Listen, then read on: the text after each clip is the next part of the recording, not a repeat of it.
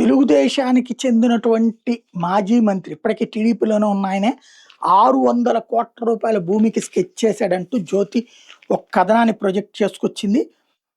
భీమిలి, ఎండాడ, మధురవాడ తదితర ప్రాంతాల్లో భారీగా అసైన్ భూములు సేకరిస్తున్నటువంటి దశలో ఎండాడలోను సర్వే నెంబర్లోను 30 ఎకరాల మీద ఆయన కనుబడింది. రెవెన్యూ రికార్డులో అది గయాళుగా నమోదైంది. అంటే ప్రభుత్వ భూమి అని అర్థం.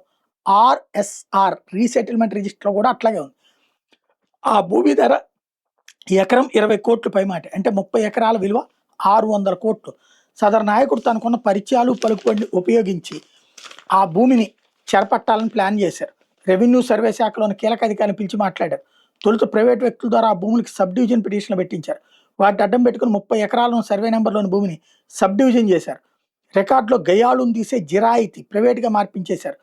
ఆ తర్వాత ఆ భూమిని 3 భాగాలుగా సబ్ డివిజన్ చేసి ముగ్గురి పేరిట రికార్డులో రాసేశారు. ఆ తర్వాత 6 నెలల పాటు ఈ విషయంలో సైలెంట్గా ఉండిపోయారు. రికార్డుల మార్పిడి విజయవంతంగా పూర్తి కాగానే ఆ నాయకుడు తదుపరి దశకి స్కెచ్ చేశారు. 3 సబ్ డివిజన్లుగా మారిన ఆ 30 ఎకరాల భూమిని రీసర్వే చేయించారు. అంతా ముందస్తు ప్రణాళిక ప్రకారమే జరిపోయింది.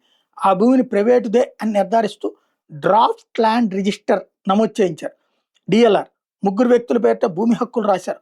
పాస్బుక్లు ఇవ్వాలని సిఫార్సు చేశారు. ఇక వాటి ఇచ్చేయడమే తరువాయి. రికార్డులో మార్పులు చకచకా రీసర్వే జరగడంతో రెవెన్యూ ఉన్నతాధికారుల్లో ఎండాడలో ఏదో జరుగుతుందని అనుమానం తలెత్తింది.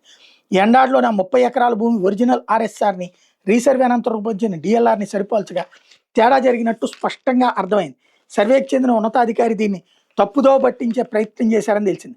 అభ్యర్థి ప్రైవేటు భూమి ఆర్ఎస్ఆర్లో పొరపాటున గయాళని రాసుందంటూ నమ్మబలికేందుకు ప్రయత్నించినట్టు సమాచారం. విశాఖ కలెక్టర్ దీని మీద మరింత లోతైన పరిశీలన చేయించారు. సర్వే, రెవెన్యూ అధికారులు ప్రైవేటు వ్యక్తులు తొక్కమక్కై తప్పులు చేశారని నిర్ధారణకు వచ్చారు. దీంతో సర్వేకి చెందిన కీలక అధికారిని ప్రభుత్వానికి సరెండర్ చేసినట్టు తెలిసింది.